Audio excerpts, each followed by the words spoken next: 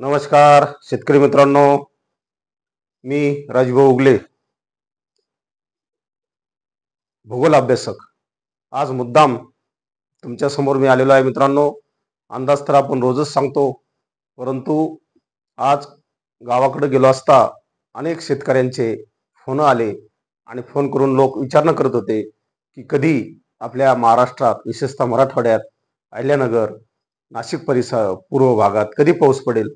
परंतु मित्रांनो, मी तुम्हाला सांगू इच्छितो की आपण 14 तारीख ते 17 तारीख हा जो एक कालखंड आपण पावसाचा सांगितला होता, विशेषतः महाराष्ट्रातल्या या इंटरनल महाराष्ट्रामध्ये, मध्य महाराष्ट्रामध्ये, हा आपला जो अंदाज आहे हा कायम आहे.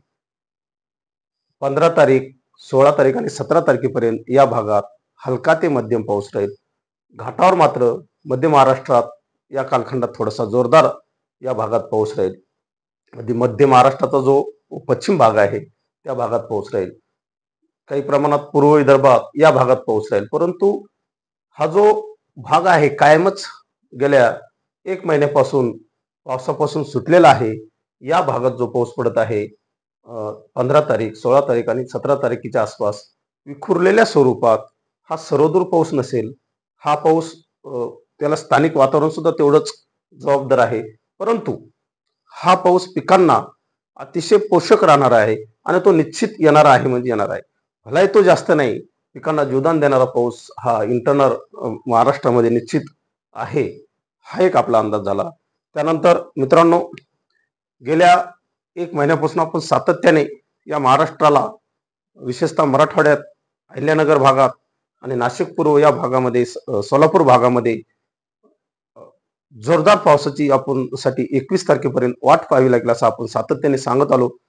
अगदी या तारखेच्या आपण जवळ जात आहोत. मित्रांनो, मला सांगायला तुम्हाला थोडासा खेद होत आहे की या ठिकाणी बंगालच्या उपसागरात लो प्रेशर बनत आहे 21 तारखेला. परंतु या लो प्रेशरचा ट्रॅक हा भुवनेश्वर मार्गे अगदी महाराष्ट्रातून हे लो प्रेशर जाणं आवश्यक होतं. तेव्हा कुठं या लो प्रेशरमुळे महाराष्ट्रात जोरदार पाऊस, विशेषतः मराठवाड्यात पाऊस झाला असता. परंतु मित्रांनो, 21 तारखेचं लो प्रेशर इथं बनत असताना उत्तर बंगालच्या उपसागरात हे लो प्रेशर बनत आहे आणि परत एकदा हे मराठवाड्याच्या वाट्याला निराशा घेऊन येत आहे. मित्रांनो, हे लो प्रेशर परत एकदा ओडिसा, छत्तीसगड, मध्य प्रदेश आणि गुजरात, राजस्थानला हे लो प्रेशर जाऊन त्या ठिकाणी परत एकदा पाऊस देतं.